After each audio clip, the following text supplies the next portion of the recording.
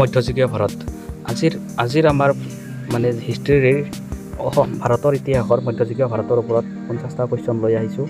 এই ভিডিঅ'টো আপোনালোকে শেষলৈকে চাব আৰু এই 50টা কুৱেশ্যন খুবেই গুৰুত্বপূৰ্ণ, মানে ষ্টেপ বাই ষ্টেপ আপোনালোকক ভিডিঅ' প্ৰভাইড কৰি আছোঁ। আপোনালোকে লিখি থ'ব বহীত, তেতিয়াহ'লে আপোনালোকৰ বহুত মানে ভাল ফলাফল লাভ কৰিব। গতিকে আপোনালোকে বহীখন ওলাই লেখা আৰম্ভণি কৰক আৰু অন্যথা আপোনালোকে ভালদৰে পঢ়ি লওক। প্ৰথম কুৱেশ্যন, কেতিয়া আৰু কাৰ মাজত তৰাইনৰ যুদ্ধ সংঘটিত হৈছিল?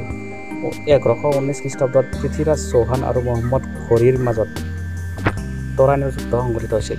কোনজন চুলতানে অশোকৰ স্তম্ভ দিল্লীলৈ স্থানান্তৰিত কৰিছিল? ফিৰোজ শ্বাহ তুগলক। দাস বংশৰ চুলতানসকলে ভাৰতৰ ক'ত ৰাজধানী স্থাপন কৰিছিল? দিল্লী। খিলজী বংশৰ প্ৰথম চুলতানজনৰ নাম কি? জালালউদ্দিন খিলজী।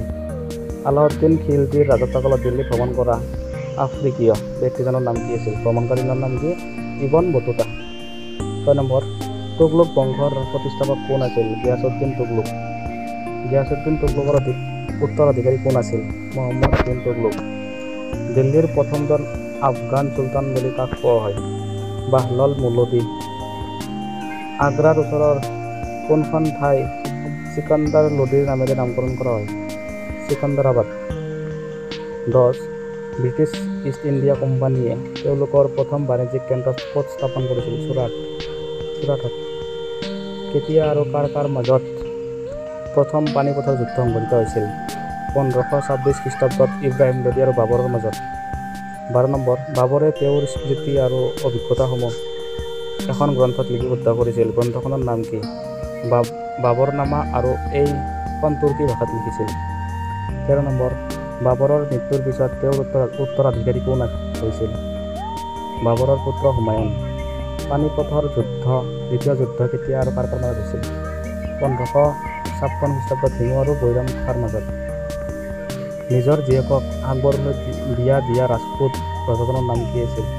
অম্বৰৰ ৰজা বিহাৰীমল। 16 নম্বৰ, আকবৰে প্ৰৱৰ্তন কৰা ধৰ্মীয় শাখাৰ নাম কি? দিন-এ-ইলাহী। 17 নম্বৰ, কোনজন পণ্ডিতে আইন-ই-আকবৰী নামৰ গ্ৰন্থখন লিখিছিল? আবুল ফজল। 18 নম্বৰ, জাহাংগীৰে লিখা আত্মজীৱনীখনৰ নাম কি আছিল? তুজক-ই-জাহাংগীৰী। 19 নম্বৰ, সম্ৰাট শ্বাহজাহানে কোনখন নগৰ নিৰ্মাণ কৰিছিল? শ্বাহজাহান। 20 নম্বৰ, কোন খ্ৰীষ্টাব্দত শ্বাহজাহানে আগ্ৰাৰ পৰা দিল্লীলৈ ৰাজধানী স্থানান্তৰিত কৰিছিল? 1648 খ্ৰীষ্টাব্দত। শিৱাজীক ঔৰংজেবে আটক কৰা অৱস্থাৰ পৰা মুক্ত কৰাত কোনে সহায় কৰিছিল? জয় সিং। ভাস্কো দা গামাই কেতিয়া ভাৰতমুখী সমুদ্ৰপথ আৱিষ্কাৰ কৰিছিল? 1498 খ্ৰীষ্টাব্দত। কোনজন মোগল সম্ৰাটৰ ৰাজত্বকালক মোগল বংশৰ সোণালী সুযোগ হিচাপে আখ্যা দিয়া হয়? শ্বাহজাহান। 24, কোনজন মধ্যযুগীয় ভাৰতীয় লিখকে তেওঁৰ লিখনিত আমেৰিকা আৱিষ্কাৰৰ বিষয়ে উল্লেখ কৰিছিল? আবুল ফজল। ভাৰতত কোনে প্ৰথমে মুদ্ৰা প্ৰচলন কৰিছিল? মহম্মদ বিন তুগলক। ময়ূৰ সিংহাসনত বহা অন্তিমজন মোগল সম্ৰাটৰ নাম কি? মহম্মদ শ্বাহ।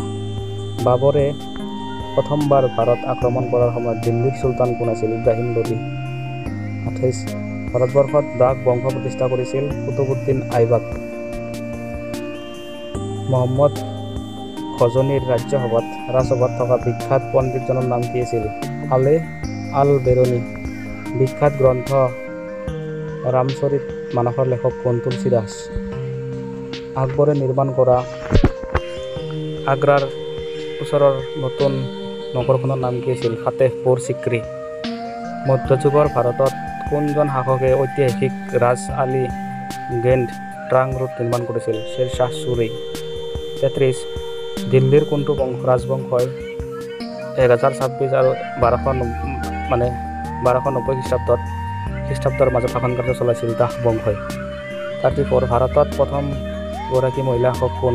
ৰজিয়া চুলতানা। কোনগৰাকী মোগল সম্ৰাটে তাজমহল সাজিছিল? শ্বাহজাহান। 36, কাৰ শাসনকালত তুলসীদাসে ৰামচৰিত মানস ৰচনা কৰিছিল? আকবৰ। 37, মোগল সাম্ৰাজ্যৰ অন্তিমজন শাসকৰ নাম কি আছিল? বাহাদুৰ শ্বাহ জাফৰ। কোনজন সম্ৰাটে ভাৰতত মোগল সাম্ৰাজ্যৰ ভেটি স্থাপন কৰিছিল? বাবৰ। ইংৰাজসকলক ভাৰতত বেহা বেপাৰ কৰিবলৈ অনুমতি প্ৰদান কৰা প্ৰথম মোগল সম্ৰাজ্যৰ নাম কি? জাহাংগীৰ। কোনখন যুদ্ধৰ জৰিয়তে মোগল সাম্ৰাজ্যৰ ভেটি তৈয়াৰ কৰিছিল? পানিপথৰ যুদ্ধ।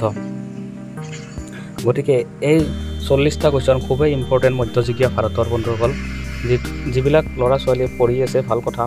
আৰু আপোনালোকৰ সুবিধাৰ্থে, ছোৱালীসকলৰ সুবিধাৰ্থে এটা গ্ৰুপ খোলাইছে, গ্ৰুপটোত আপোনালোকে জইনিং কৰিব। তাত পিডিএফসমূহ কুৱেশ্যনসমূহ আপোনালোকে পাই থাকিব। এতিয়া আজিলৈকে বিদায় মাৰিছোঁ আকৌ এটা ভিডিঅ'লৈ। ধন্যবাদ।